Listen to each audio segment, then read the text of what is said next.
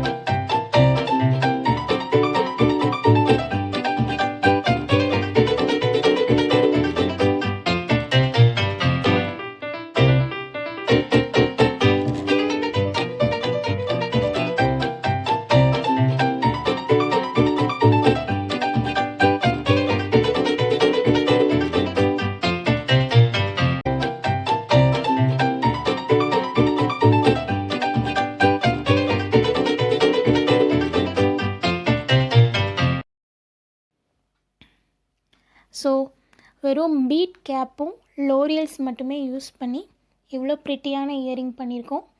கண்டிப்பாக நீங்களும் ட்ரை பண்ணி பாருங்கள். இந்த வீடியோ உங்களுக்கு பிடிச்சிருக்கும்னு நினைக்கிறேன்.